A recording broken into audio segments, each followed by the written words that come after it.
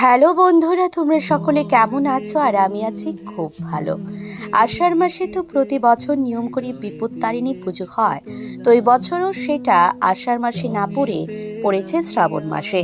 শ্রাবণ মাসের 1 আর 4 তারিখ অর্থাৎ মঙ্গল আর শনিবারে পড়েছিল এই পূজাটা।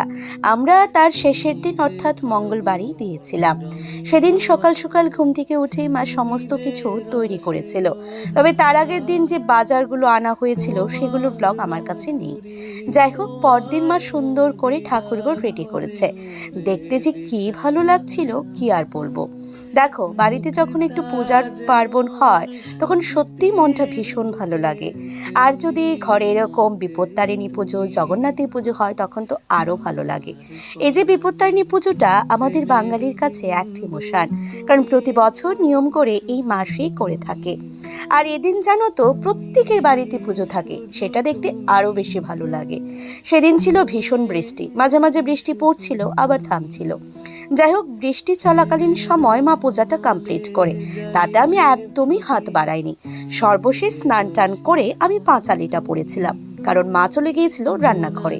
তারপর পাঁচালি পড়ার পর আমাদের আশপাশে যেহেতু পুকুর নেই, তাই অনেকটা দূরে একটু লক্ষ্মীনার আমাদের এখানে নারায়ণবাড়ি রয়েছে, সেখানে চলে যায়। হেঁটে যাওয়াটা তো সম্ভব না, তাই আমি আর সাহেব বাইকে করেই গিয়েছিলাম। গিয়ে সুন্দর করে পাতাটা ভাসিয়ে দিয়েছিলাম।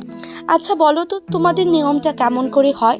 আমি তো বেশিরভাগ সময় বাড়িতেই পাতা ভাসাই, কিন্তু ওই দিন ভাবলাম যে না, একটু পুকুরে যাব।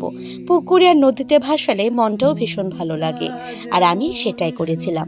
এবার আমার হাতগুলো দেখে তোমরা ভাববে হাতগুলো এমন করে কেন রেখেছে।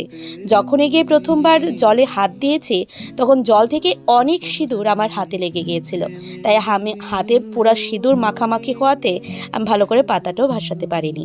যাই হোক, সর্বশেষ পাতা ভাসিয়ে সাহেব আর আমি চলে যাই বাড়ি, কারণ ওরও কাজ ছিল আর আমারও। যাই হোক, তারপর বাড়ি থেকে দেখি মা তৈরি করেছিল একটু খিচুড়ি, আলু ভাজি আর কারকোল ভাজি। সেটা দিয়ে সেদিন খেয়েছিলাম। কেমন লাগলো জানিও কিন্তু।